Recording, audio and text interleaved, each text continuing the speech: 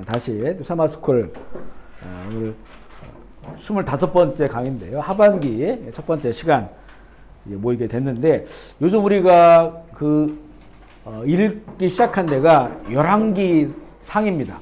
물론 이번에는 열왕기 상만 읽지만 이 열왕기서, 열왕기 상하, 열왕기서를 읽게 됐는데, 사실 원래 이 히브리어 구약 성경으로는요 열왕기 상하로 나눠지지 않았어요. 한 권의 그런 책입니다. 열왕기 서강의 한 권의 책인데, 나중에 이제 그리스어나 라틴어로 이렇게 번역하는 그런 과정과 분량이 너무 크다, 이래서 이것을 상하권으로 나눴어요. 이번에 열왕기 상을 읽지만, 오늘 우리가 이제 열왕기 상 읽기를 하면서 우리 그 배경들이라든가 또 이 성경을 어떻게 좀 봐야 되는지, 이런 부분들에 대해서 개론적으로 말씀을 나누기 원하는데요. 지금 이때는 언제냐면, 우리 그동안 예레미야를 읽었잖아요. 예레미야로부터 시간을 거꾸로 돌려야 됩니다. 거꾸로 돌려서 한 400년 정도의 시간을 거꾸로 돌리는 거예요. 사실 예레미야는 이 모든 열 왕들의 이야기, 역사의 이야기가 끝나는 것을 우리는 봤잖아요. 물론 우리가 예레미야를 끝까지 다 읽지 않았지만, 예레미야를 끝까지 읽으면 결국에는 남아있던 유다 왕국마저도 멸망한 사건들이 벌어지면서 예레미야서가 끝납니다. 그러니까 예레미야는 이 모든 열 왕들의 이야기가 끝나는, 멸망으로 끝나는 그 시대라고 한다면, 지금 이제 이 열왕기 상의 시작은 시간을 한 400년 정도 거꾸로 돌려가지고, 그리고 이제는 이 왕국이 시작되는 거. 그런데 열왕기 상은 그 앞에 사무엘 상하와 연결되어 있어요. 그러니까 사무엘 상, 특별히 사무엘 하에는 다윗 왕에 관한 이야기가 나옵니다. 그러니까 사울과 다윗 왕에 관한 이야기가 나오고, 그리고 이제 열왕기 상의 시작은 다윗 왕이 죽음과 솔로몬 왕의 즉위를 통해서, 그리고 나중에는 이제는 솔로몬 왕 이후에 왕국이 두 개로 분열되어지는 분열 왕국으로 쭉 가다가, 열왕기 상은 그 중에 이제 왕들의 일부의 이야기고요. 나머지 왕들은 열왕기 하로 이어져서, 또 열왕기가 끄트머리에 가보면 예레미야 시대를 또 만나요, 여기서. 그래서 결국에는 북이스라엘은 이미 멸망했고 남유다 왕국까지도 멸망하는 그런 이야기가 펼쳐지는데요. 우리 한번 그 자료를 좀 보시면서, 열왕기 상을 시작하면서는 다윗의 죽음, 그리고 솔로몬 왕이 계승, 솔로몬의 통치와 성전 건축 굉장히 중요한 그런 아마 열왕기 상하의 클라이막스 같은 그런 순간이라고 볼 수 있고요. 그 다음에 왕국이 분열이 됩니다. 남유다, 이것을 성경에는 그냥 유다다 이렇게 얘기하고요. 북이스라엘은 이스라엘이다 이렇게 이제 이야기합니다. 이렇게 남유다 왕국, 북이스라엘로 나눠지는 분열 왕국 시대의 왕들 시대를, 이게 중요한 게 어떤 관점으로 이걸 봤느냐가 중요한데, 선지자적 관점으로 기록한 성경. 따라서 해볼까요? 선지자적 관점. 우리가 그래서 열왕기서를 읽을 때 조선실록처럼 읽어서는 안 돼요. 그러니까 항상 실록이라고 하는 건, 왕들의 역사는 강자의 관점으로 기록되어 있습니다. 그래서 승리한 왕, 그리고 번영을 이룬 왕이 자기중심적인 그런 사관으로 기록됐어요. 대부분 그런 역사가. 우리가 앙코르와트에 가보면 그곳에 이렇게 벽에 파여진 곳이 여러 군데 있습니다. 이게 왜 파여졌냐면, 앙코르와트 제국 시대에는 예를 들어서 시암족, 지금의 타이족이죠. 아니면 참족들, 베트남 쪽에 있는 이 사람들을 용병으로 사용했단 말이에요. 용병, 전쟁의 용병으로. 그러니까 시암족이나 참족들을 용병으로 이렇게 썼다고 하는 기록들을 써놨단 말이에요, 당시에. 그런데 나중에 이제 시암족, 타이족들이 힘이 막강해져서 이곳을 쳐들어와서 보니까 자기들이 용병이었던 적이 있으니까 그걸 파버리는 거예요, 그죠? 자기들의 부끄러운 역사를 파는 거예요. 그러니까 남아있는 역사는 대부분 강자들의 역사입니다. 강자들의 역사. 그런데 이 열왕기서는 그렇지 않다는 거예요. 열왕기서는 선지자적 관점으로 지어졌기 때문에, 여기에 보면 강자뿐만 아니라 다윗과 솔로몬 왕국뿐만 아니라 솔로몬의 나중에 타락하고, 또 그가 이런 우상 숭배하는 그런 이야기도 다 나오고요. 왕국의 분열의 이야기를 생생하게 그려주고 있고, 그리고 이런 왕들의 이런 어떤 실패의 그런 모습들, 오히려 그런 것들이 더 많죠. 이런 것들 그대로 기록이 되어 있습니다. 강자의 역사가 아니고 강자들이 만든 역사가 아니고 이거는 선지자적 관점이에요. 선지자적 관점이라고 하는 것은 선지자도 우리 똑같은 인간이잖아요. 근데 인간인데 그래서 똑같은 인간의 관점으로 본 것이 아니고 선지자는 누구냐면 하나님의 영이 부어지고 하나님의 말씀이 임한 사람이고 하나님의 관점으로 세상을 보는 사람이 바로 선지자입니다. 그렇지만 선지자는 하나님은 아니에요. 세상 속에 살고 있는 이 한 사람의 그런 존재입니다. 그 한 사람의 존재이지만 자기의 정체성 내지는 한 인간, 그 시대를 살아가는 한 인간으로서가 아니라 하나님의 영이 부어지고 하나님의 뜻이 임하고 하나님과 말씀이 임하고 또 어떤 선지자는 하나님과 부딪히는 사람도 있어요. 아모스, 하박국 같은 경우 마찬가지고 하나님께 왜 이렇습니까? 라고 막 물어봐요. 그런 하나님과 부딪히면서 그러면 하나님의 뜻을 발견하면서 그 관점으로 이제 이 왕들과 그리고 이 선지자, 제사장, 그 시대의 리더들 그리고 백성들에 대해서 그들이 이 보면서 기록을 한 것이죠. 그래서 이게 보면요. 저자가 누구냐? 아직 명확하게 저자가 누군가 밝혀지지 않았어요. 물론 이제 열왕기와 같은 이런 그 왕들의 이야기 이게 수백 년 동안 이어지기 때문에 그리고 남왕국 북왕국이 서로 이어지잖아요. 그러니까 어떤 한 사람이 한 사람이 수백 년을 살면서 처음부터까지 다 기록할 수는 없잖아요. 그러니까 이제 그동안 이 역사가 흘러가면서 선지자들이 계속 있었단 말이죠. 선지자적 관점, 그들의 메시지가 있어요. 그런 메시지를 그래도 다 알고 있는 하나님께서 그 시대에 어떻게 말씀하셨는지 또 어떻게 왕을 평가하셨는지에 관한 이런 사료들이 있을 거 아니겠습니까? 이런 것들을 다 알고 있는 선지자적 관점을 가진 사람이 기록을 했을 것이다. 그래서 대표적으로는 예레미야와 에스라를 꼽습니다. 열왕기 상하, 열왕기서를 누가 기록했느냐? 확실하진 않아요. 하지만 이 탈무드에는 예레미야가 기록했다. 또 내지는 유대 전통에는 에스라가 기록했을 것이다 라고 하는 이런 추정이 있습니다. 만약 예레미야가 기록했다. 예레미야는 역사의 끝까지 있었잖아요. 역사의 끝까지 있었으니까 그 앞의 역사를 다 알고 있는 거죠. 또 자신이 선지자였기 때문에 선지자적 관점을 알고 있는 거예요.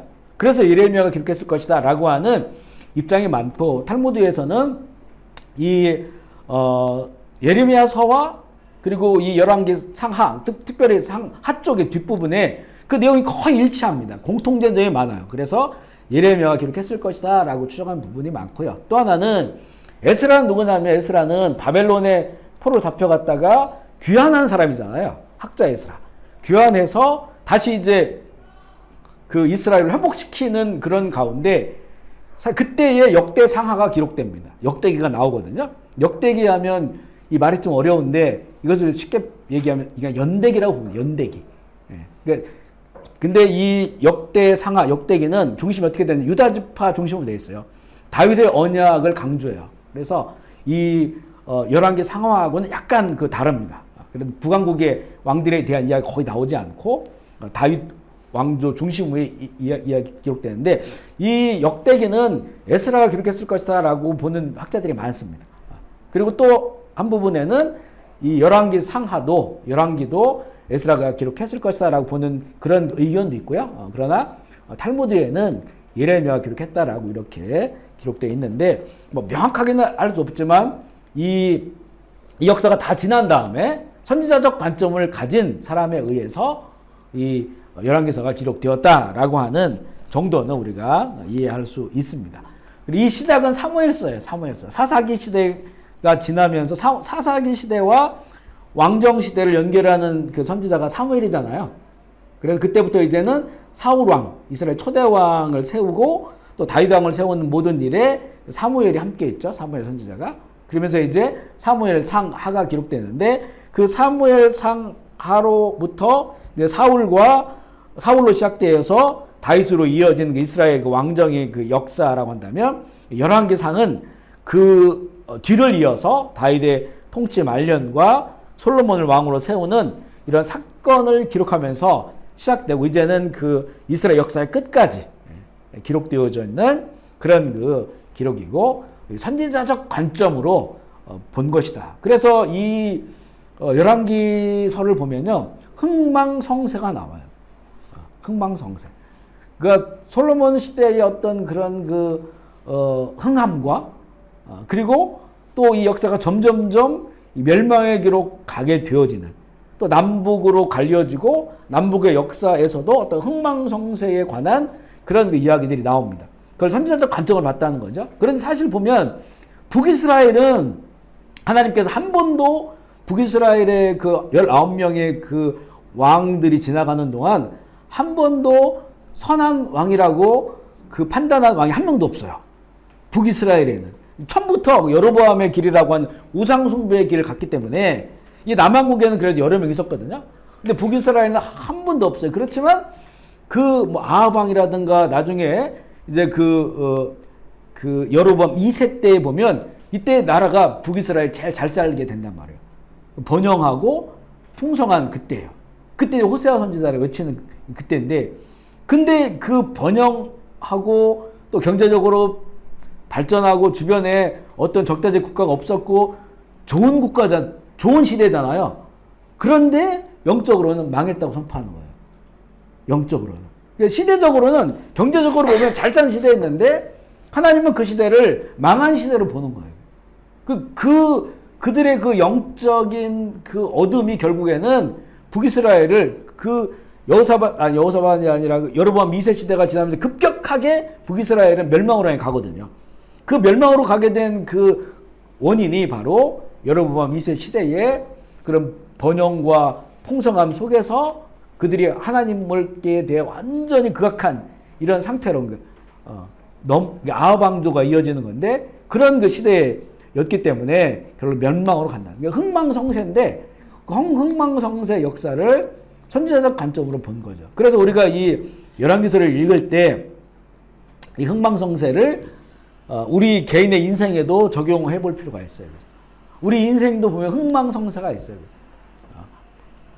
이 풍요롭고 또 번영하고 또 행복을 누리고 이런 때가 있는 반면에 또 고통스럽고 또 힘들고 어려운 그런 시대를 살아갑니다. 그래서 이 흥망성쇠를 판단하는 것은 이 열왕기서는 다르게 본다는 거예요. 우리가 세상에서 느끼는 이런 것과 다르게 본다는 거죠. 이것으로 우리 흥망성쇠를 볼 수 있는 그런 안목을 우리가 갖는다면 이곳에 선지자적 메시지가 그곳에 있음을 우리가 보게 되고요. 또 이 개인만이 아니에요. 우리 가정도 그렇고 우리 기업도 마찬가지고 교회도 마찬가지입니다. 교회.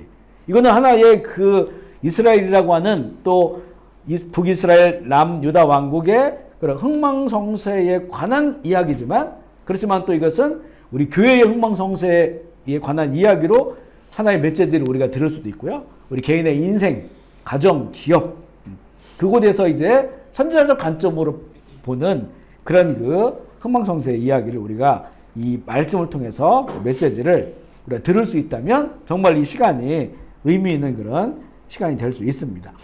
또 자료를 좀 보시면서요. 열왕기서는 이스라엘 왕정 역사 전체에 하나님이 이스라엘과 열방의 통치자이시며 온 세상 역사의 주관자이심을 알리고 있고요. 왕들의 정치, 군사, 외교, 경제 등 표면적 업적에 중점을 두기보다 표면적 업적은 거의 여기에는 판단하지 않아요. 우리가 굉장히 중요하게 생각하고 있는 거. 통치자들을 향해서 중요하게 생각하고 있는 이런 뭐 정치, 군사, 외교, 경제, 문화 이런 그 표면적인 업적에는 거의 판단하지 않습니다. 그거에 대해서는. 이걸로 판단한다면 북이스라엘의 그 아합 왕조가 아주 풍요로운 그런 시대를 그들이 살았기 때문에 좋은 평가를 받을 수 있지만, 그때 가장 하나님께서는 가장 심각한 영적 상태라고 그렇게 평가를 하시는 거니까 그런 메시지를 우리가 봐야 되고요. 그래서 여호와의 하나님 눈에는 정직한 왕인지 악한 왕인지 그것을 평가하십니다. 우리 이 평가를 귀담아 드려야 되고요. 그것으로 우리를 볼 수 있어야 되는데, 그 기준은 뭐냐? 그 기준은 다윗의 길, 다윗의 마음이에요. 다윗 이후에는 하나님께서 그 역사와 왕들을 보는 기준이 뭐냐면 다윗의 길, 다윗의 마음. 우리는 지금 하나님 그러면 무엇으로 우리를 보실까요? 우리는 이제는 십자가의 예수 그리스도의 길, 그리고 예수 그리스도의 마음, 예수 그리스도의 말씀, 그것으로 보시겠죠? 그 기준으로 보신다는 거예요. 그러니까 어떤 그 외형적인 것, 표면적인 것 이런 것들로 보시지 않고 중요한 것은 그의 마음, 다윗의 마음을 가졌느냐. 우리도 마찬가지 예수 그리스도의 마음을 가지고 있느냐. 그리고 우리가 걸어가는 길이 누구의 길을 걸어가느냐라고 하는 것을 보시고 그 길을 그대로 가려고 한다면 정직하다 이렇게 보시는 거예요. 그렇지 않으면 악하다라고 보는 이 판단이요 열왕기서 전체 흘러가고 있습니다. 사무엘서도 마찬가지, 똑같이 역대기도 마찬가지고 이게 아주 그 역사에 하나님 나라의 역사에 흘러가. 이게 단지 하나님의 백성들 이스라엘 왕국뿐만 아니라 일반 그 주변 이 제국들에게도 똑같은 그런 하나님의 그 관점이 그 관점으로 평가를 하신다는 거예요. 그 뒤에 보면 나오겠지만 북이스라엘로 갈라질 때도 이미 그들은 잘못된 길을 걸어가고 있죠. 하나님께서는 그들에게 언약을 주셔요. 너희들이 만약에 하나님의 말씀을 듣고 그 말씀을 따른다면 다윗에게 약속한 모든 복을 너에게 주겠다라고 하는 거예요. 그러니까 북이스라엘마저도 이제 다윗 왕의 정체성을 정토성을 갖고 있지 않는 북이스라엘마저도 하나님께서는 네가 다윗의 길을 걷는다면 그 복을 주겠다라고 약속하신 거예요. 그러니까 하나님의 기준이 그렇다는 거죠. 그 백성들에게도 또 이렇게 거역해서 분리된 그들에게도 또 이방에게도 하나님은 그런 동일한 기준을 가지고 계시고 그래서 하나님 공의 하나님이라고 하는 것을 우리가 알 수 있는데요. 몇 구절만 읽어보면 열왕기상 15장 3절 말씀. 아비암은 그 유다 왕이거든요. 같이 읽어볼게요. 시작.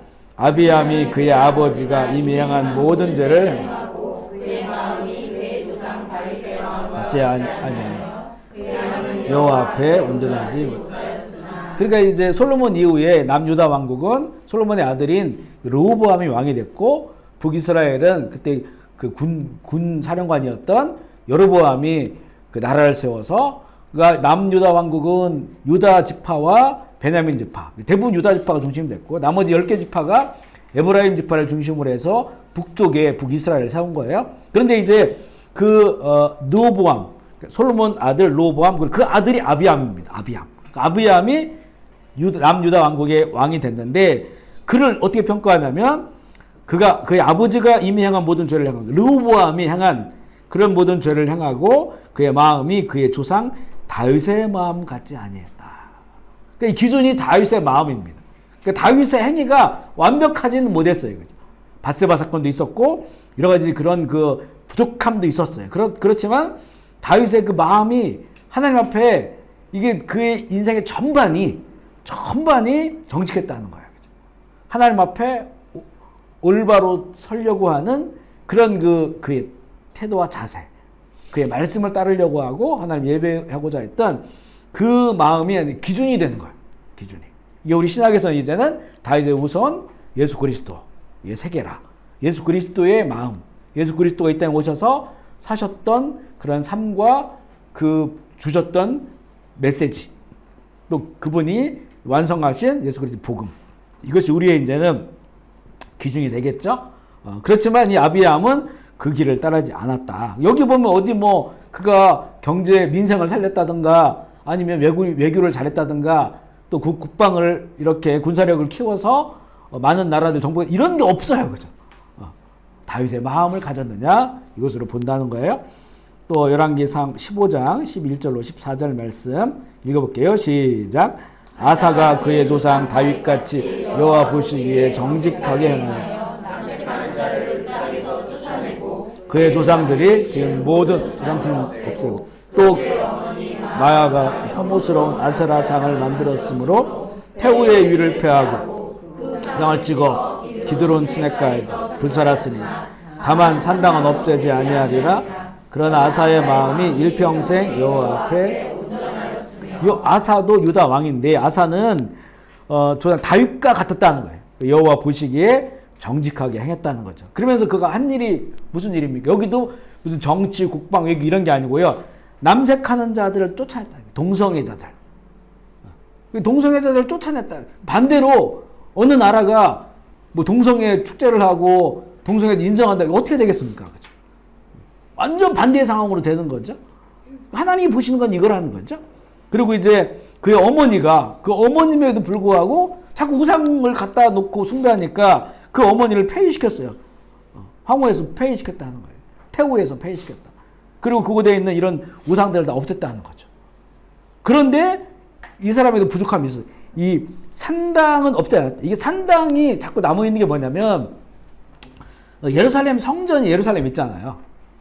그리고 신앙의 중심이 예루살렘이니까 이제 어떤 그 신앙적인 행위를 할 때 절기 때도 와야 되지만 그 먼 곳에서 자꾸 예루살렘 성전으로 와야 되니까 이게 사실은 보통 일이 아니죠. 그러니까 자꾸 이제 그 여호와 하나님을 신앙한다고 하면서 자꾸 주변에 이런 그 산당들을 만들어 놓는 거예요. 이게 북이스라엘은 굉장히 많았고 남유다 왕국에도 나는 여호와 하나님을 나중에 이제 바벨론 포로제 회당이 생겼지만 그 이전에는 회당 이런 걸 만들 수가 없으니까 산당을 만들어서 이게 여호와 하나님을 섬기는 거, 이게 굉장히 혼합되어진 건데 이게 분별하기 어려운 그런 것들이 많았다는 거예요. 그래서 많은 그 민간에 있던 그런 우상 숭배했던 것들은 다 찍어 버렸지만 그러나 이 산당만큼은 철회하지 않았다. 이게 그에게 부족함이 있었지만 이 아사 왕의 삶의 전반에는 다윗과 같은 그런 마음을 가지고 그가 통치를 했다는 거예요. 그래서 하나님께서 그를 정직하게 보았다.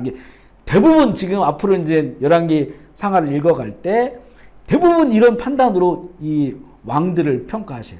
왕들만을 평가하시는 것이 아니고 이제 그 일반 백성들도 그 시대, 그 왕의 평가가 백성 그 시대를, 왜냐하면 왕은 그 시대를 대표하는 자이고 왕이 어떤 그 정책을 펴느냐에 따라서 백성들은 거기에 순응하게 돼 있으니까 그 시대를 보았을 때 이렇게 평가를 하고 두 가지 언약에서 평가를 하셔요. 하나는 시내산 언약이에요.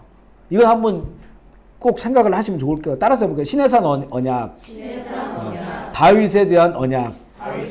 이 두 가지 언약이 항상 이 구약에는 흘러간다는 걸 봐야 돼요. 그러니까 다윗의 언약은 어떤 이 왕들에게, 왜냐하면 다윗에게 영원한 하나님 약속을 언약을 주셨단 말이에요. 너희 자손들이 계속 왕이 될 것이고, 그리고 그 약속이 완성된 것이 예수 그리스도가 다윗 후손으로 오신 거잖아요. 다윗의 언약이 있어요. 그래서 이 열왕기상에도 보면 이 다윗을 향한 언약이 그대로 흘러가고 있어요. 그러나 일반 백성들에게, 일반 그 이 선지자, 제사장 이런 백성들에게는 시내산 언약이 있어요. 시내산 언약. 우리 요즘 그 오늘 읽었나요? 다윗이 죽기 전에 아들 솔로몬을 왕으로 세우고 그 솔로몬에게 유언처럼 한 그런 그 권면의 말씀, 오늘 우리가 읽은 말씀이에요. 이거 뭐냐면 네가 하나님의 말씀대로 행하여야 된다라고 하는 말씀이에요. 이거는 이제 뭐냐면 시내산 언약, 시내산에서 주신 모든 율법들, 이게 명령, 법도, 율례, 규례 이렇게 이제 세분하면 나눌 수가 있는 것인데 어떤 부분은 윤리적인 도덕적인 그런 삶, 어떤 부분에 대해서는 그 하나님의 뜻, 법도죠, 법도. 하나님이 주신 그 어떤 우리 인생에 대한 어떤 총체적인 그 뜻이 있어요. 하나님 사랑, 이웃 사랑이라고 하는 이런 법도들, 그 규례와 율례, 어떤 부분에 대해서는 정한 것, 부정한 것 이런 것들을 분별할 수 있도록 주신 이런 말씀이 이게 시내산 언약이에요. 그러니까 이 이스라엘 백성 전체에게는 시내산 언약이 강조돼요. 이 언약을 이들이 파기하고 떠났을 때 이제 이 언약을 지킬 때는 그 지키는 그 시대에 대해서 하나님께서 약속하신 또 언약이 흘러가고, 이 언약을 거역하고 또 버리고 이들이 언약을 파기했을 때는 또 그것에 대한 약속의 말씀이 흘러가요. 그 역사 가운데. 이 두 가지 언약이 흘러가고 있다라고 하는, 하나는 시내산 언약과 하나는 다윗 왕에 관한 그런 언약이다. 특별히 이 왕들에 대해서는 이 다윗 왕에 대한 하나님의 언약이 하나의 평가 기준이 되어지고 그렇게 흘러가고 있다고 하는 것을 우리가 이제 이 열왕기서를 통해서 볼 수가 있고요. 좀 더 볼게요.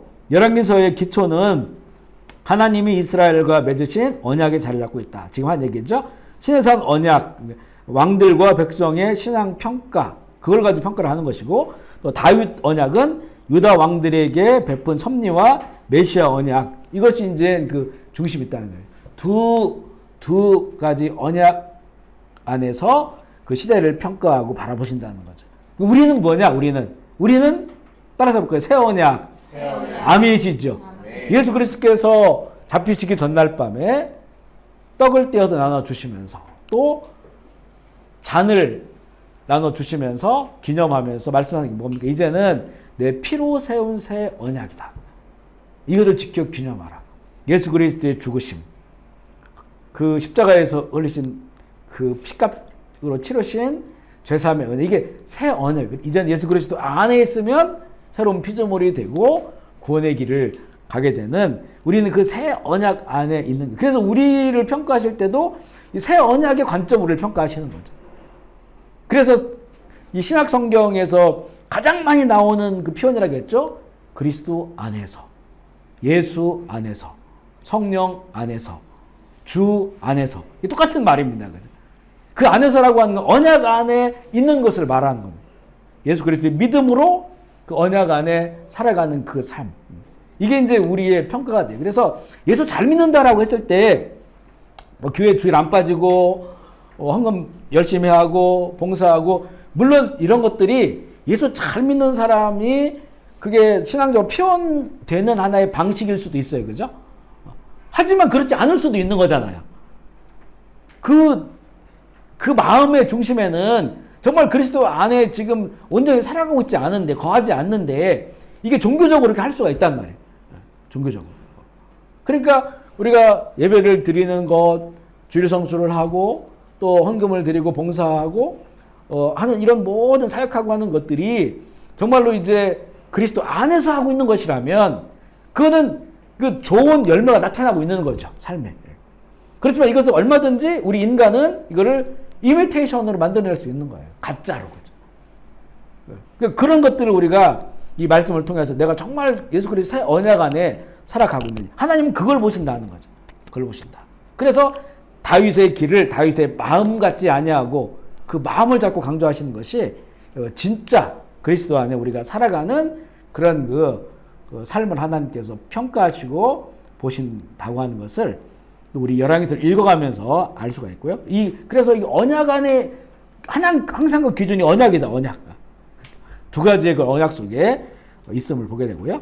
열왕기상 8장 23절 말씀 읽어볼게요. 시작. 이르되 이스라엘의 하나님 여호와여, 신이 없나이다. 주께서는 온 마음으로 주의 앞에서 행하는 종들에게 언약을 지키시고, 아멘이시죠. 이게 이제 솔로몬이 성전을 건축하고, 이게 굉장히 장엄한 그런 순간이거든요. 성전을 건축하고, 그리고 그 성전을 봉헌 기도를 하는 겁니다. 봉헌 기도. 그 출발이 이렇게 시작되는 거예요. 종들에게 언약을 지키시고, 그렇죠? 은혜를 베푸시나이다. 이 언약은 이제는 시내산 언약. 시내산 언약. 그 하나님께서 시내산에 그 백성들과 맺은, 핏부림으로 맺은 그 언약. 우리가 그 언약 안에 있기를 원하고, 그 언약을 통해서 이 성전을 우리가 건축에 하나님께 드리오니 은혜를 베풀어 달라고 한 언약을 기억하시고 우리를 은혜를 베풀어 달라고 하는, 이렇게 기도가 시작되고요. 좀 더 읽어보면 열왕기상 8장 24절 26절 시작.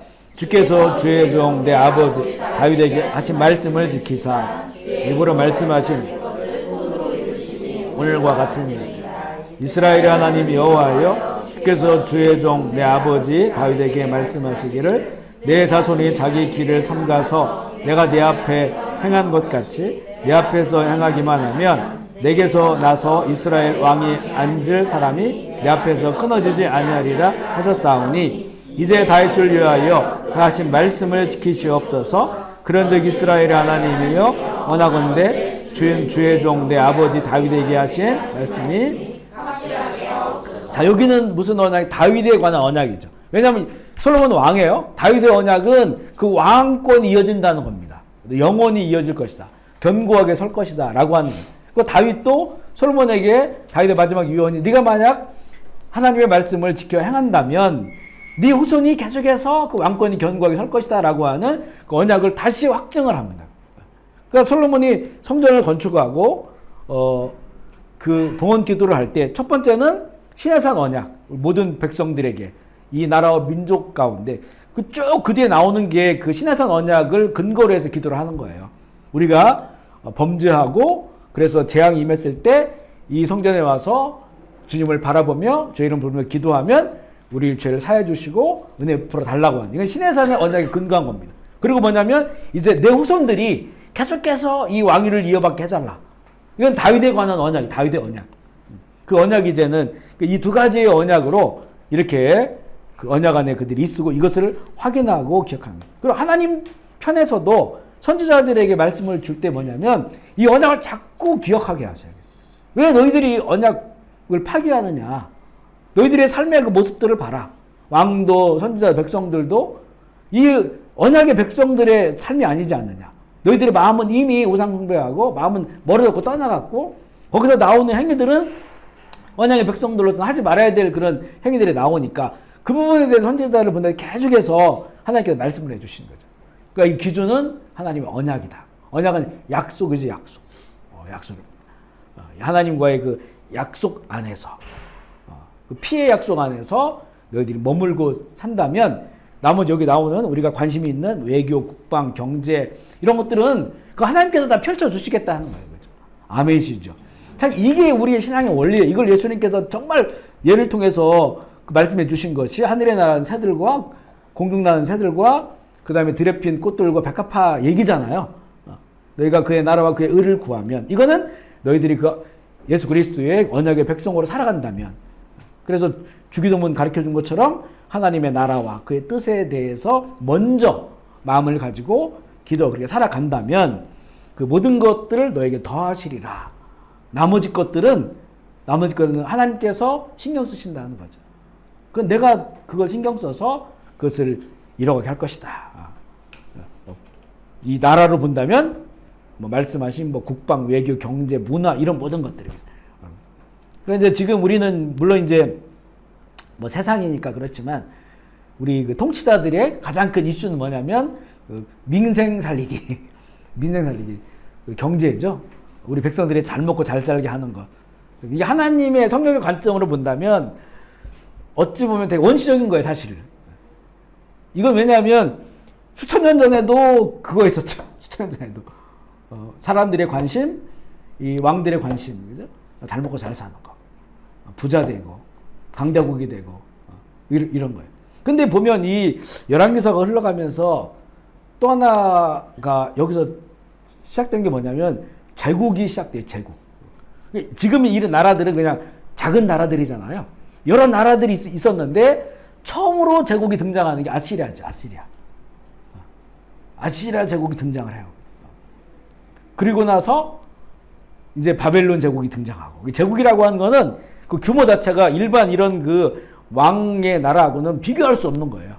수많은 나라들을 다 복속시키고 정복해서 그걸 아주 이 통치의 영역이 어마어마하게 커진 겁니다. 한 대륙을 통치해버리는, 이걸 우리가 제국이라고 하잖아요. 그게 이제 이 열왕기서의 역사 속에서 이 제국들이 등장을 하는데, 이 제국들마저도 하나님의 평가는 이 하나님의 이 공의로 그들을 평가하셔요. 제국들은. 그래서 제국들이 영원할 것 같은데 그 제국들도 아시리아는 한 200년 가다가 하나님께서 선지자를 통해 예언했는데 그대로 똑같이 이루어져서 아시리아가 한순간에 무너져 버리고, 저기서 보이지 않았던 바벨론 제국이 갈대아 사람들을 통해서 만들어져서 갈대아 제국을 세웠는데 70년 만에 무너져 버리고, 그러고 나서 이제 페르시아죠. 페르시아. 그리고 헬라 제국, 그리스. 그리고 로마 제국으로 넘어가 버려요. 그러니까 제국의 흥망성쇠도 결국에는 하나님의 이 말씀과 공의.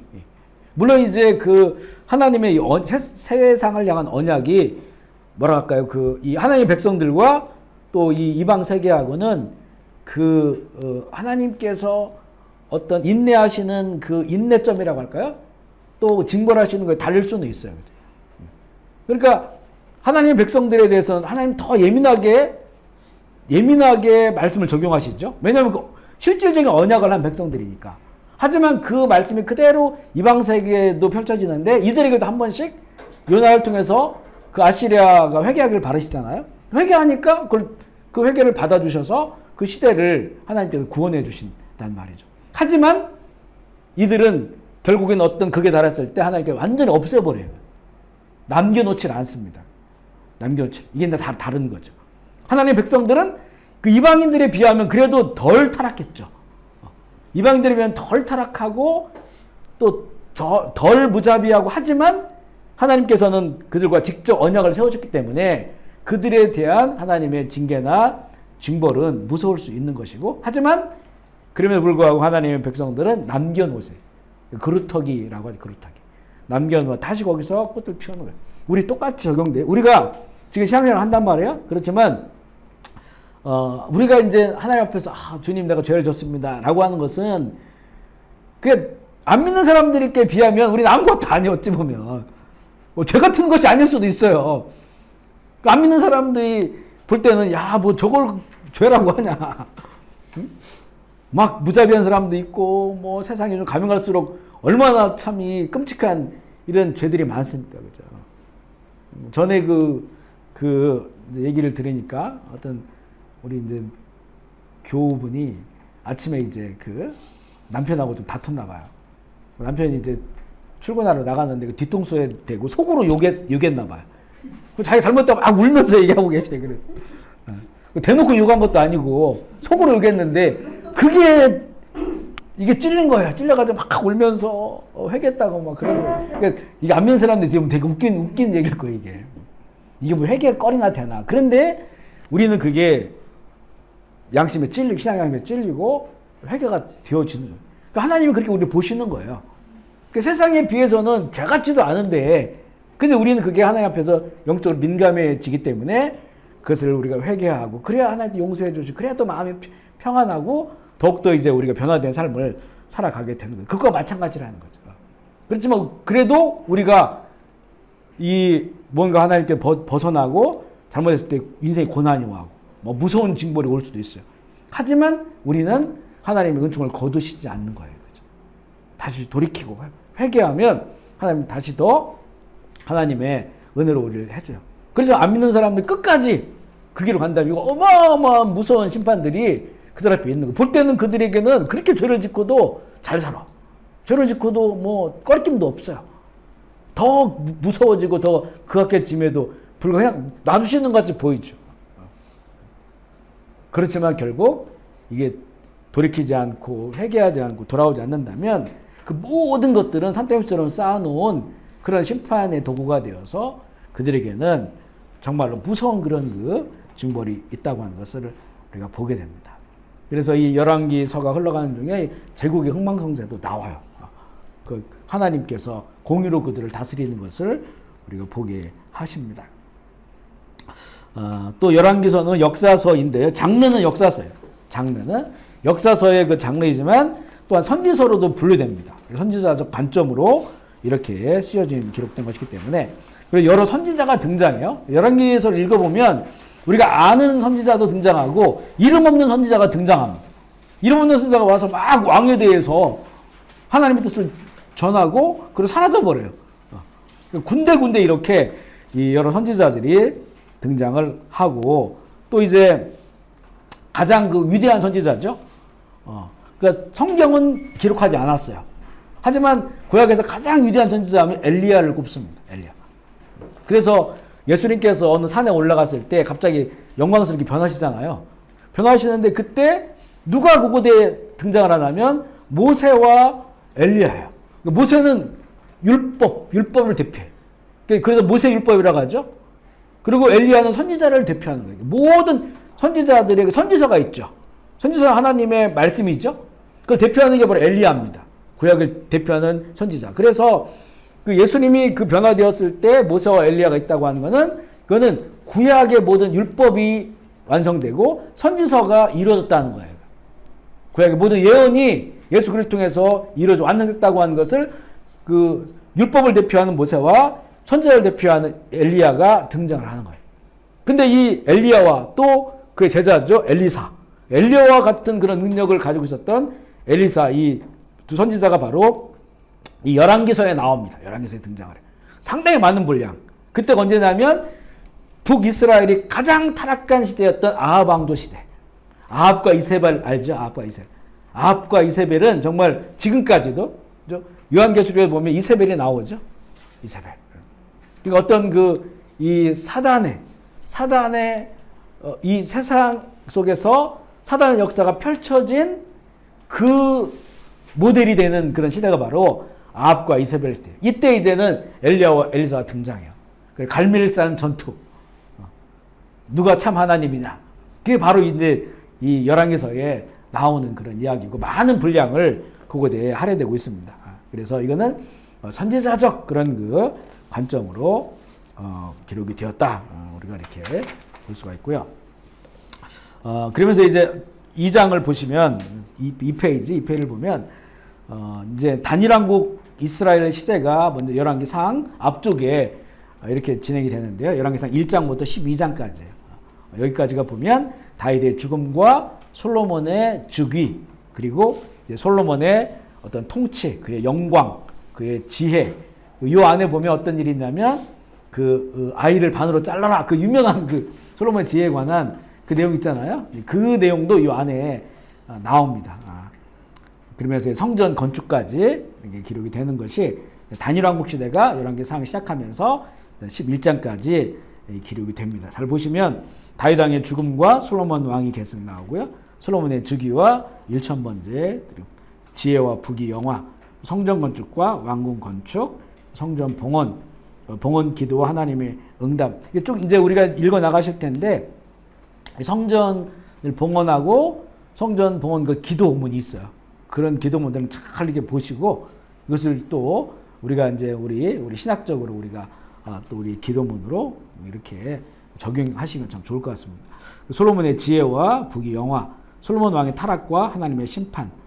이 하나님께서 솔로몬이 이제 결국에는 그 끝으로 가면 그 타락하는 모습을 보여줘요. 근데 그 솔로몬이 그 기록한 그 성경 있잖아요. 잠언서하고 전도서, 아가서 이런 걸 기록했어요. 그러니까 솔로몬이 보통 이제 3000개의 잠언을 말하고 1005개인가의 어떤 노래, 시와 노래를 지고 시편에도 이제 솔로몬이 지은 그런 노래가 나오는데 굉장히 그러니까 솔로몬이 지혜롭고 명철하고 하나님의 영이 임하고 밝을 때가 있었어요. 밝을 때가. 그런데 이제 그 뒤로 가면 갈수록 그가 어떤 전도서를 보면 그가 모두 허무하다라고 그 정말 솔로몬과 같은 그런 영화를 누린 사람이 없잖아요. 그 후궁이 왕비와 후궁이 1000명이에요, 1000명. 그러니까 세상에서 한 인간이 태어나서 어떤 누릴 수 있는 것, 그리고 뭐 모든 그런 것들이 온갖 금과 또 보석으로 해서 그 외국에 있는 이디오피아 왕, 그 당시만 해도 이디오피아도 큰 나라였는데 그것을 보고 나 놀랄 정도로. 그리고 그가 만든 어떤 그 의자와 배치한 좌석들, 신하들에게 배치한 좌석들이 너무나 놀라울 정도로 이렇게 지혜롭게 했기 때문에 정말 그 해외에서 끊임없이 사람들이 와서 그 솔로몬의 그 어떤 통치를 이렇게 탐방을 온 거예요, 탐방. 그러면서 또 그들이 그냥 오는 것이 아니고 수많은 또 많은 진귀한 것들을 가지고 와서 이렇게 좀 주면서 그것을 보기를 원하는 그 정도로 이제는 솔로몬이 정말 그 세계 역사의 전무후무한, 지금도 그래 솔로몬 하면 지혜롭고 부귀 영화의 상징으로 이야기를 하는데, 그런데 결국 그도 그 모든 것들을 다 누려보고 또 경험을 했지만 또 엄청난 지혜를 가지고 있어. 어떤 동물에 대해서 말을 하면 그 못하는 그 동물에 대해서 모르는 게 없었다고 성경을 기록하잖아요. 그러니까 그러면 사슴에 대해서 뭐 사슴이 어떻게 생겼고 또 어떤 취향을 가지고 있고 뭘 좋아하고 이런 걸 다 안다는 거예요. 새끼는 몇 마리 낳고. 우리 보면 이렇게 농업하시는 분들 보면 뭐 돼지가 뭐 몇 달 동안 그 아기를 갖고 몇 달에 태어나고 뭐 이런 거 쭉쭉 나오잖아요. 우리는 잘 모르잖아요, 일반 사람들은. 그런데 이 솔로몬은 다 알았다는 거예요. 어떤 나무에 대해서, 꽃에 대해서 물어보면 다 얘기해 준다는 거예요. 그 짐승에 대해서 물어보면 그것도 다 얘기해 준다는 거예요. 이게 어마어마한 그런 지혜를 가졌죠. 하나님이 그 지혜를 그에게 주셨어요. 그런데 그가 결국에는 그런 부귀 영화를 누렸는데 그 결론은 이것 또한 허무하다. 이 허무를 극복하고 끝까지 정말 다윗처럼 그렇게 하나님을 경외했어야 되는데 그 허무감에 결국에는 허무를 채우기 위해서 더 많은 것들을 누리다 보니까 결국에는 이제는 여러 후궁들을 데리고 오고 또 외국 정략 결혼하다 보면 그들의 신을 들어오게 되잖아요. 그들의 우상을 들어오게 되니까 하나씩 하나씩 왕궁에 놓고 또 성전에 놓고 하다 보니까 결국 우상 숭배하는 그런 나라가 되어버렸고, 그것 때문에 남왕국 북왕국이 또 분열할 수밖에, 나라가 찢어지게 되는 그런 그 일들이 있게 됨을 보게 됩니다. 그런 내용들이 쭉 이렇게 나오게 돼요. 그래서 두 번을 경고하셨다. 열왕기상 11장 9절 말씀 읽어볼까요? 시작. 솔로몬이 마음을 돌려 이스라엘은 여호와를 떠났으므로 여호와께서 일찍이 두 번 나타나시고 그에게 말씀을 하고, 그러니까 솔로몬은 그가 살아계신 여호와 하나님을 만난 경험이 있는 왕이에요. 그럼에도 불구하고 여호와 하나님께 마음이 떠났다는 거예요. 떠나기 전에는 정말 다윗의 마음 같았다는 거죠.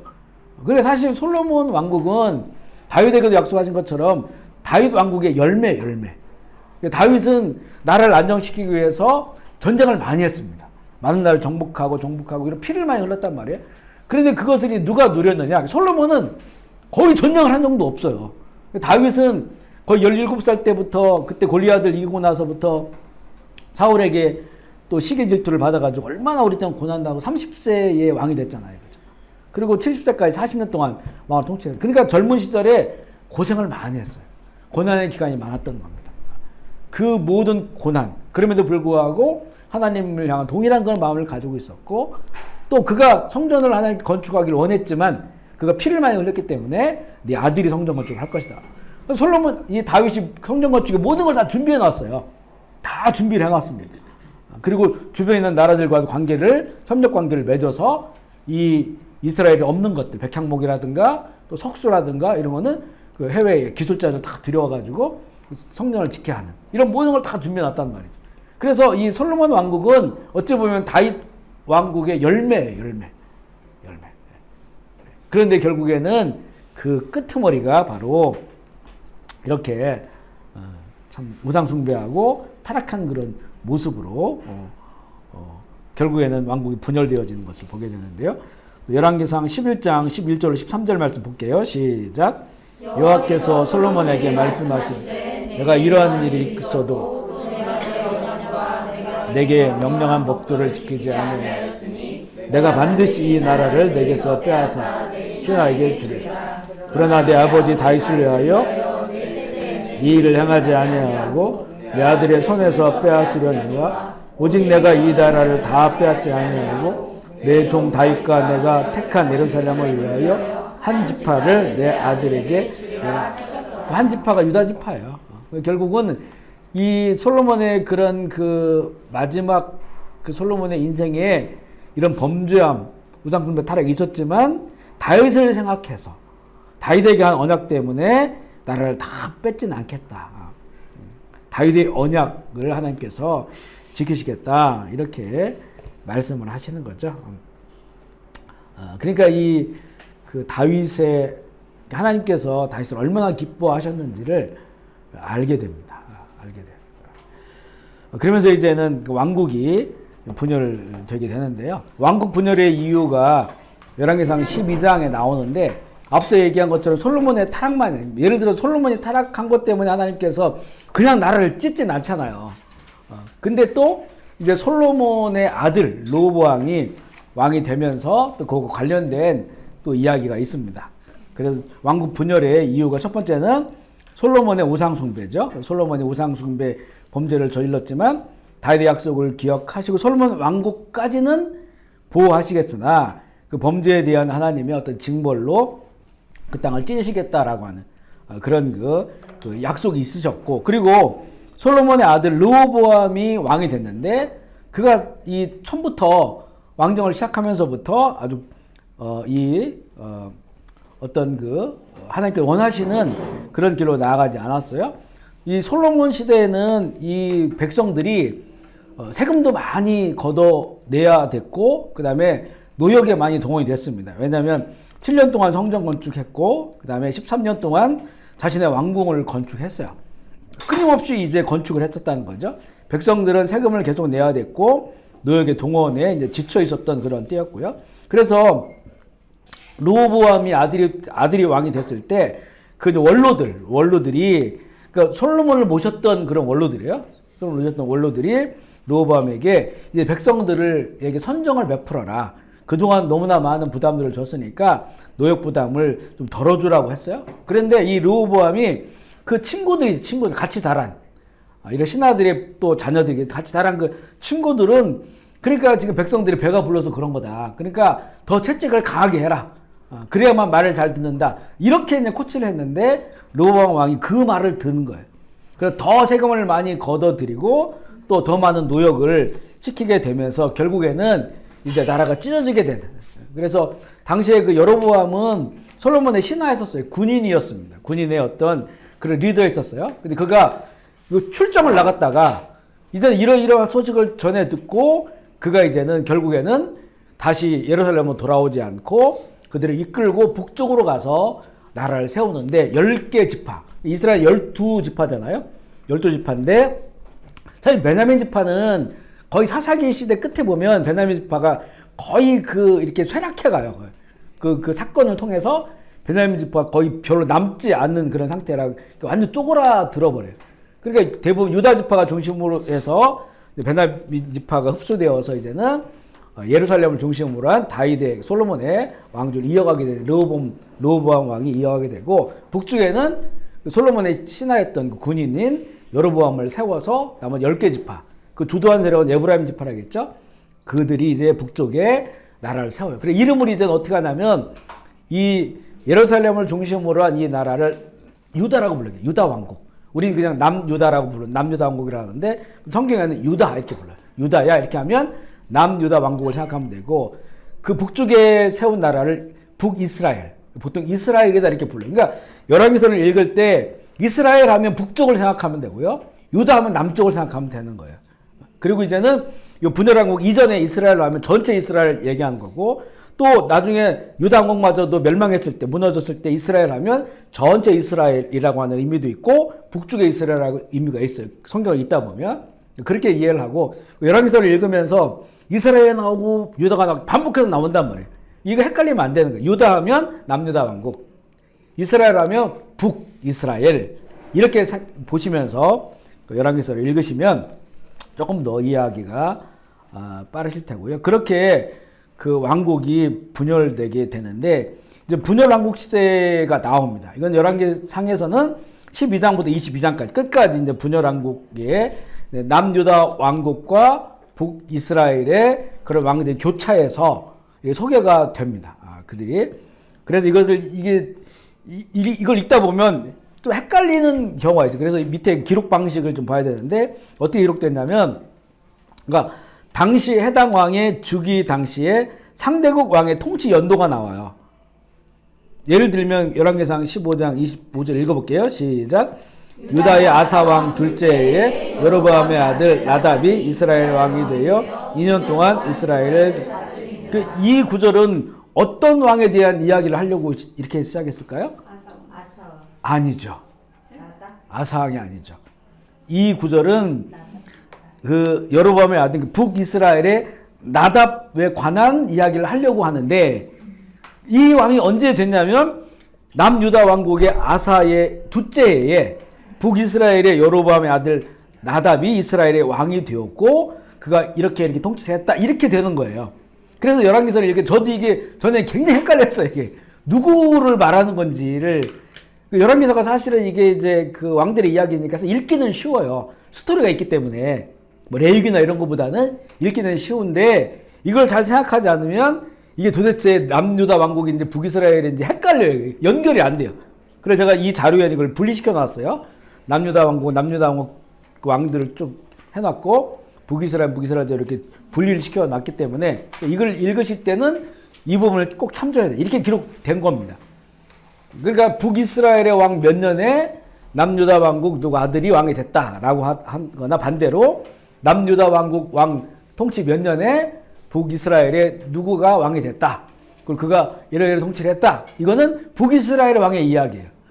그러니까 그 부분에 대해서 이렇게 읽으실 때 이제 헷갈리지 않게 잘 보시면서 이걸 이렇게 펜 같은 걸로 이거는 북이스라엘 왕의 그 이름을 해놓고 그리고 쭉 읽어 나가시고 이렇게 보시는 것이 낫습니다. 이게 이 반복돼서 계속 비교해서 나오기 때문에 헷갈릴 그런 경우가 있습니다. 그 다음에 두 번째는 뭐냐면 주기 당시의 나이가 나오는데 나이는 대부분 남유다 왕국의 왕들만 나이가 나와요. 북이스라엘 왕들의 나이가 거의 안 나옵니다. 몇 년 통치했다 이 정도는 나오는데 나오지 않고요. 그 다음에 즉위 기간과 장소가 나와요. 그래서 대부분 남유다 왕국은 예루살렘이죠. 북이스라엘은 처음에는 베델에 있다가 나중에 사마리아로 바뀌어요. 아합 왕조 때 그런 내용들이 나오고요. 그 다음에 이제 네 번째는 왕의 모계가 나오는데 어머니가 누구냐? 이거는 남유다 왕국의 왕들만 나옵니다. 남유다 왕국의 왕이 누가 즉위를 할 때 그 어머니가 누구다 해서 어머니의 이름이 그렇게 기록이 됩니다. 그리고 통치에 대한 신앙적 평가 이건 다 나오죠. 남유다 왕국이나 북이스라엘이나 신앙적 평가가 나오는데 북이스라엘은 뭐 19명 왕 모두가 다 그냥 악한 왕이라고 평가가 돼요. 어떤 신앙적으로 그렇게 하나님께서 평가를 하시고 그 다음에 죽음의 양식 그러니까 통치 때 일어난 사건을 간략하게 나오고 죽음의 소식 그리고 어떻게 매장되었는가 뭐 이런 것들이 이제는 그 왕들의 역사야 기본적인 그런 정보로 나오니까 이렇게 기록이 됐어요. 이런 방식으로 이렇게 이제 보시면 되겠습니다. 그리고 남유다 왕국은 하나님 보신 기준이 앞서 얘기한 것처럼 다윗의 마음, 다윗의 길, 그 길을 따랐느냐, 그렇지 않느냐로 평가를 하신다고 나눴죠. 그래서 남유다 왕국의 역사는요, 주전 920년부터 586년까지 약 350년 동안 20명의 왕이 죄의를 해요. 근데 북이스라엘은 더 짧아요. 북이스라엘은 한 200년 동안 19명 왕이에요. 그러니까 즉위 기간은 훨씬 작은데 절반 정도밖에 안 되는데 왕들이 많았다는 것은 구테타가 많이 일어났다는 거예요. 왕조가 여러 번 바뀌었어요. 북이스라엘은 9번의 왕조가 바뀝니다. 근데 남유다 왕국은 한 번도 안 바뀌어요. 다윗의 아들로 쭉 이어집니다. 그래서 20대까지 이어지고 그 마지막 왕이 시드기야 왕이고 예레미야 시대죠. 결국에는 남유다 왕국이 멸망하게 되는 그런 흐름으로 나아가요. 그래서 이제 그 밑에부터는 간략하게 보면 되겠지만 열왕기상 12장에 보면 이제 열왕기 상에는 남유다 왕국에는 4명의 왕이 나와요. 그리고 하에 나머지가 나옵니다. 열왕기 하에 그 4명의 왕은 솔로몬의 아들 르호보암, 그 아들인 아비야, 그 아들이 아사, 그리고 4대 왕 여호사밧 이렇게 4명의 왕이 열왕기 상에는 등장을 해요. 그들의 어떤 왕정에 대해서 등장을 하고 열왕기 하부터 열왕기 하 8장부터 나오는데 열왕기 하 앞쪽에 1장부터 7장까지 그 내용은 뭐냐면 거기는 이제 엘리사 선지자에 관한 그런 이야기들이 쭉 나옵니다. 북이스라엘의 아합 왕 시대죠. 그게 나와서 그 앞쪽에는 왕에 관한 얘기가 없지만 열왕기 하 8장부터 나머지 5대 왕 여호람, 6대 왕 아하시아 쭉쭉쭉 나와요. 이렇게 나와서 이제는 열왕기 하 25장에는 20대 왕 시드기야 유대의 최후의 왕이죠.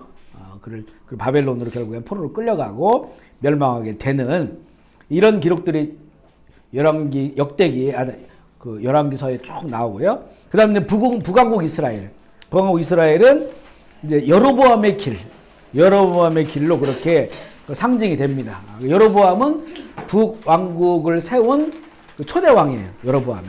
그는 솔로몬의 신하라겠죠. 군인이었고 신하였지만 10개 지파와 함께 르호보암의 통치를 반대하고 그들이 이제 북쪽에 올라가서 왕국을 세워서 남과 북이 분열이 됩니다. 그런데 이제 남과 북이 분열이 됐는데 신앙적으로는 지금 예루살렘 성전이 남쪽에 있잖아요. 예루살렘이 남쪽에 있으니까 북쪽에 있는 그 주민들이 자꾸 남쪽으로 내려가는 거예요. 절기를 지키러 오고 왜냐면 그게 하나 의무로 되어 있으니까 이렇게 되면 북쪽의 그 통치가 공고하지 않잖아요. 신앙적 정통성이 없는 거예요. 남쪽에 성전이 있으니까. 그래서 이 여로보암이 그가 북쪽 베델하면 누가 생각납니까? 야곱 생각나지, 야곱. 그러니까 그 이스라엘 사람들에게 그 북쪽에 여러 신성한 장소가 있어요. 요단강을 건너서 기념비를 세운 길갈도 있고, 그리고 야곱이 하나님을 만난 베델도 있고, 여기 여호와의 집이다 그랬잖아요. 굉장한 영적 의미가 있죠. 단이라고 하는 곳도 있고, 그거는 이제 아브라함에게 주신 곳이 단부터 부엘세바. 그러니까 단이라고 하는 거지. 그러니까 이제 이 자꾸 주민들이 백성들이 남쪽으로 예루살렘 성전에 내려가니까 이 통치적 위기를 느끼니까 여로보암이 자기가 초대 왕이 되면서 베델에다가 큰 그 우상을 만들어요. 송아지 우상을 만듭니다.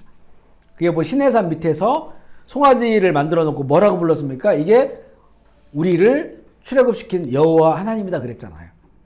똑같이. 그것처럼 예루살렘 성전에 법궤니 뭐니 다 그 예루살렘 성전에 있는데 이걸 가져올 수가 없으니까 이제는 송아지를 크게 만들어가지고 베델에다가 여기가 바로 우리를 출애굽시킨 우리가 신앙하는 우리가 믿는 그 여호와 하나님의 전이다라고 그가 이제 그렇게 이제 만듭니다. 그리고 이것이 계속 이어져요. 이어지고 나중에는 이제는 이거는 혼합된 신앙이잖아요.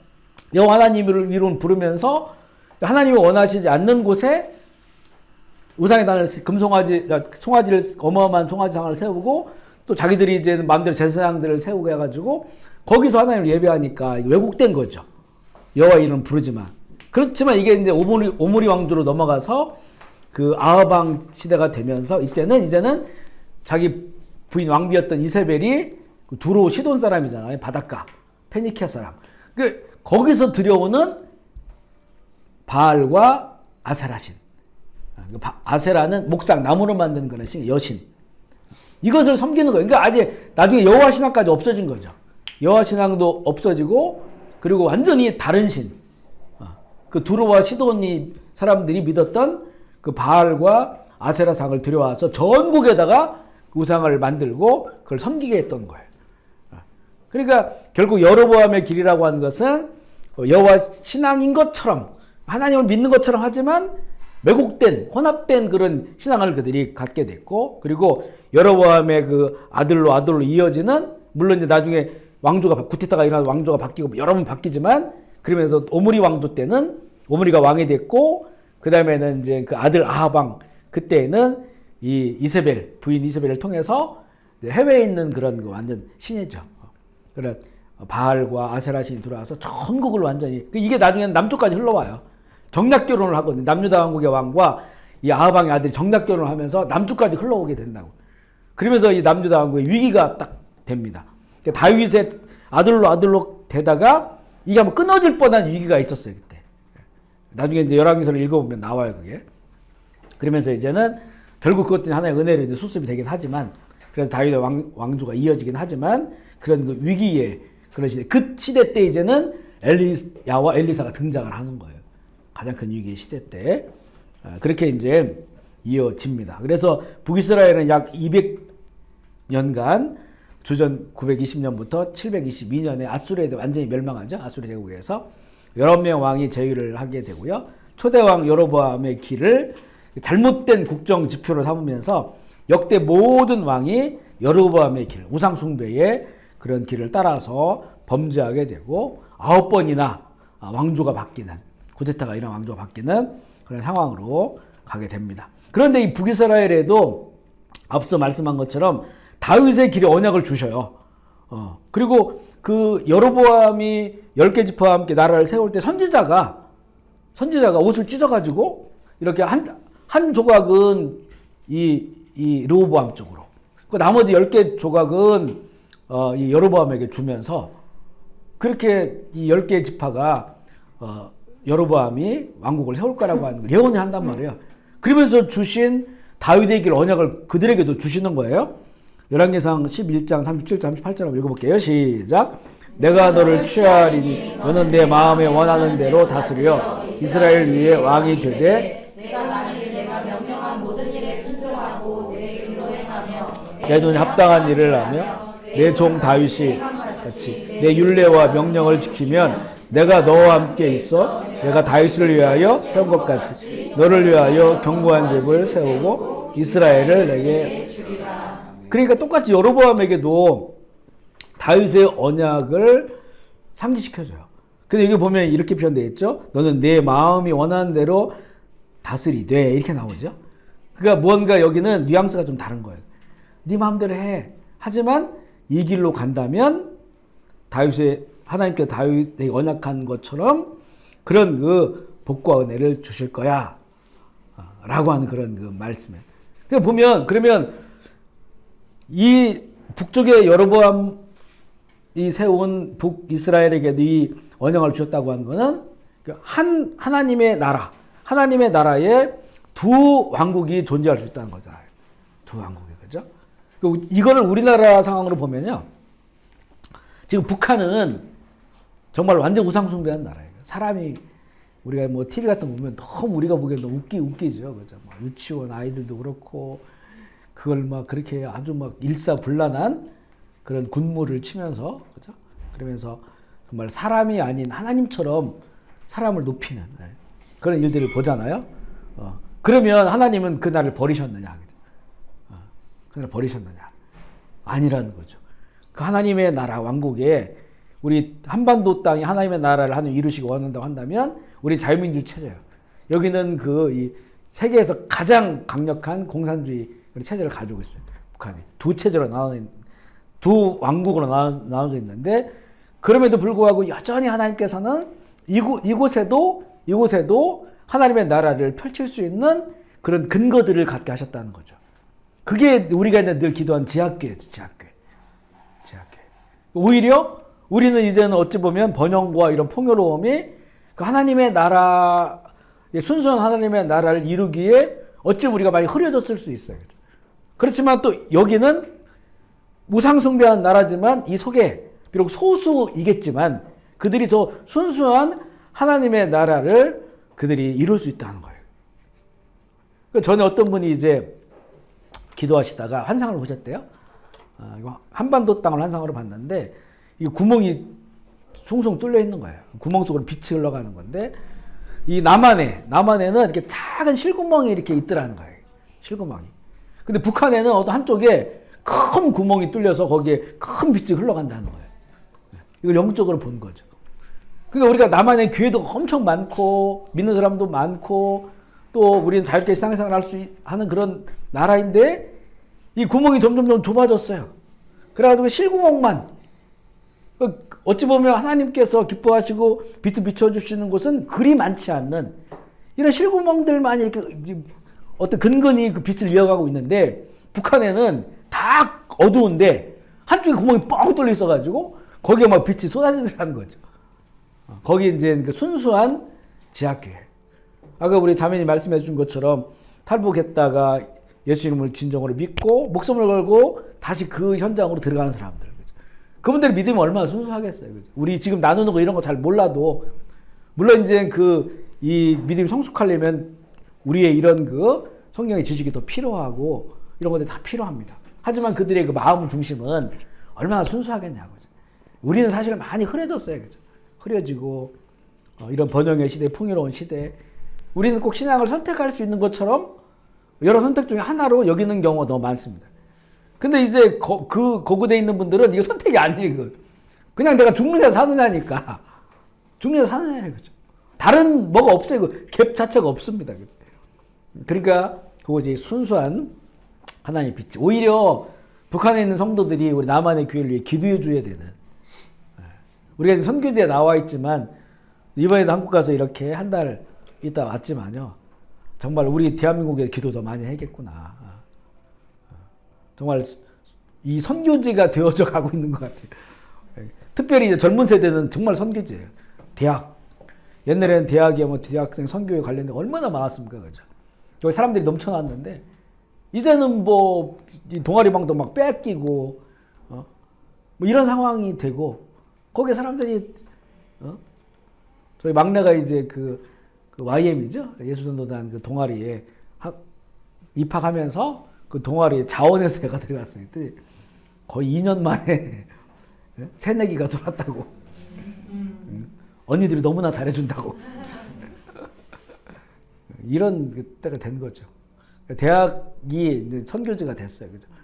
뭐 초중고 다 마찬가지죠.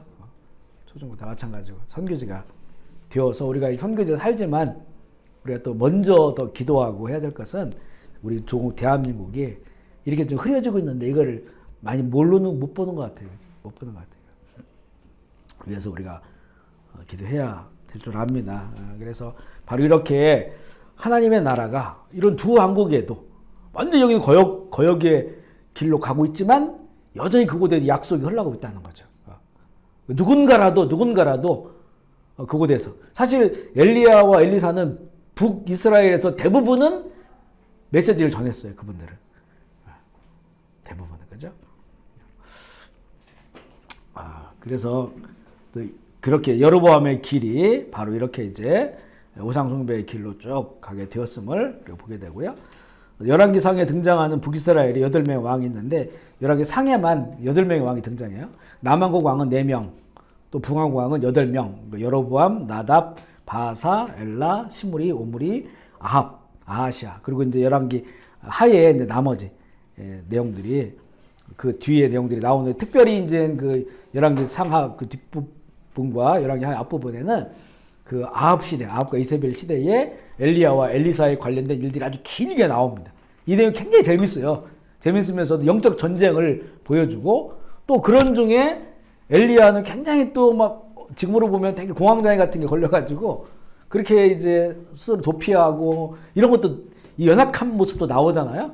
이런 것들을 통해서 또 우리의 또 이런 신앙의 모습들도 좀 돌아볼 수 있는 그런 시간이 되고 나중에는 이 아합 오므리 왕조 아합 왕그 시대가 에후가 하나의 예후를 세워가지고 다시 구테타가 일어나죠. 그래서 에후 왕조가 또 북이스라엘에 펼쳐지는데 에후 왕조도 결국에는 타락해서 이렇게 아시리아에 의해서 멸망하고 뿔뿔이 흩어지게 되는 그런 역사로 마무리가 되는데 그래서 이 그 선지자들 있잖아요. 그 다니엘 왕국 시대에는 별로 선지자들 역할이 별로 없었어요. 사울에는 사울이 하나님 길을 벗어나니까 사무엘이 옆에서 하나님의 메시지를 전했으니까 다른 선지자는 거의 안 나와요. 그리고 다윗 왕 시대 때는 정말 다윗 자체가 왕이었지만 선지자 같은 영성을 가지고 있었기 때문에 나단 선지자가 다윗이 이제는 주저앉을 때만 다윗이 온전히 판단하지 못하고 그가 범죄할 때 그때에만 나단이 등장을 해서 하나님의 메시지를 전해요. 그래서 선지자가 거의 뭐 이렇게 소수밖에 없었어요. 근데 이 분열왕국 시대 때 선지자가 다 나옵니다. 그만큼 분열왕국 시대에는 남왕국이나 북이스라엘이나 정말 하나님의 뜻을 따라 살아가지 아니하고 어두워지고 타락하는 그런 시대였기 때문에 선지자들이 일어난 근데 이 분열왕국 시대에 일어난 선지자들은 능력은 없었어요. 능력은. 이 엘리야와 엘리사는 어마어마한 능력을 가지고 있었어요. 죽은 사람 살리고 비가 내리게 하고 이런 능력이 있었잖아요. 그리고 막 달려가면 마차보다 더 빨리 먼저 뛰고 이런 일들이 그러니까 초인적인 이런 그 능력을 가지고 있었는데 분열왕국 시대 선지자들은 이런 능력은 없었어요. 초인적 능력은 없었지만 그런 정말 그 하나님의 그 말씀과 그 명령에 따라서 자기 인생이 참 고달팠던 선지자들로 많고 이사야도 마찬가지고 우리 호세아, 에레미야 이런 선지자들 정말 막 가슴에 그 어떤 하나님의 울분을 가지고 외쳤던 호세아처럼 눈물의 선지자, 에레미야 애가가 있죠. 눈물의 선지자.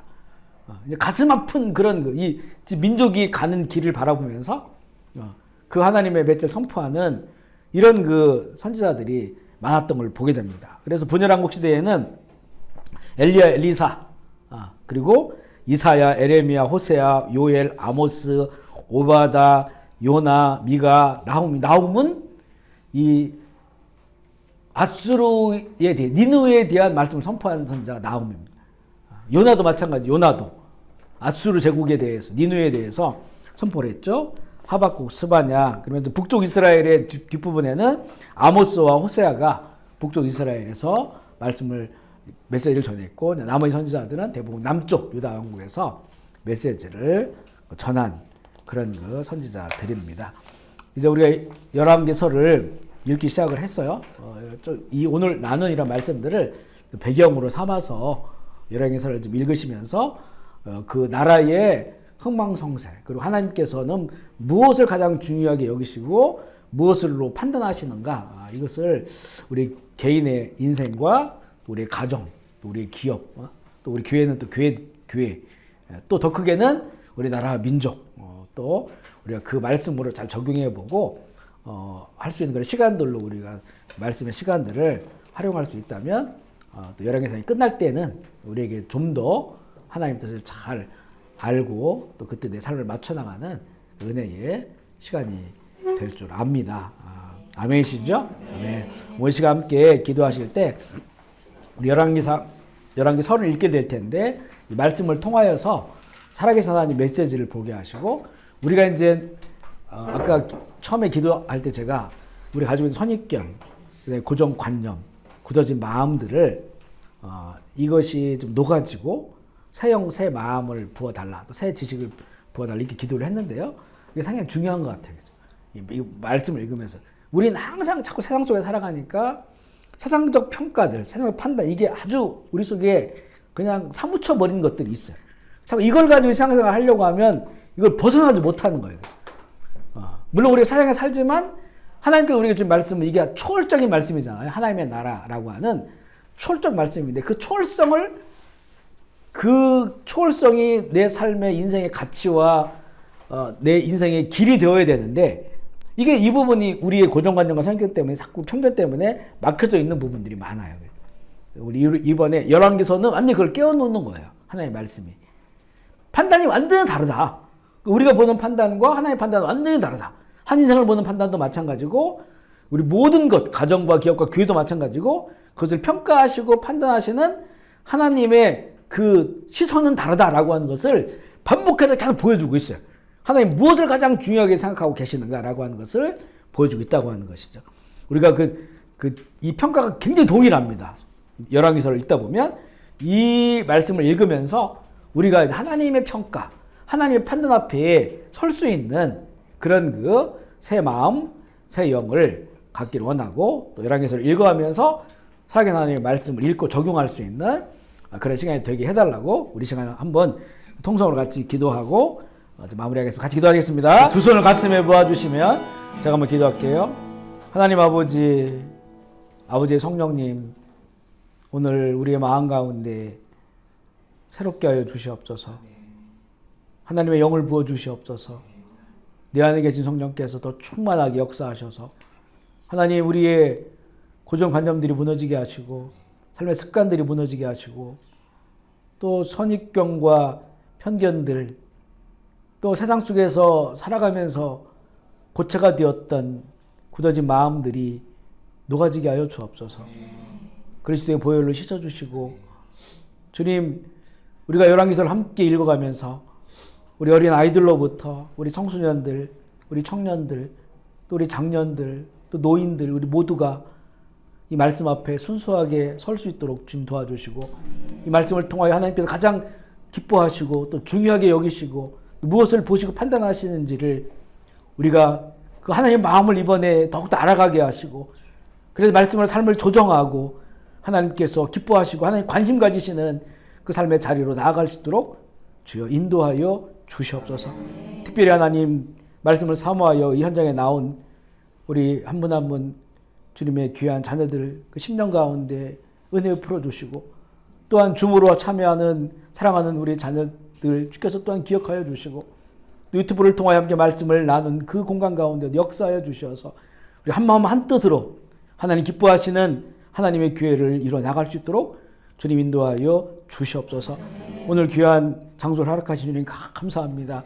이곳이 복되게 하여 주시고 오간 많은 사람들이 평화하게 하여 주시고 또 주께서 문을 활짝 열어주셔서 많은 사람들이 오고 갈 때 그들이 칭찬하고 또 다시 한 번 온 사람이 또 오게 하시고 그래서 또 주께서 주신 것으로 하나님의 나라를 위해 또 하나님의 영광을 위해 또 마음껏 사용할 수 있는 그런 기업이 되게 하여 주시옵소서. 하나님 우리의 시간을 주께서 다스려 주시고 또 모일 때마다 주의 성령께서 우리가 임재하여 주셔서 정말 값진 우리의 만남이 되게 하여 주시옵소서. 감사를 드리며 우리 구주 예수 그리스도의 이름으로 기도합니다.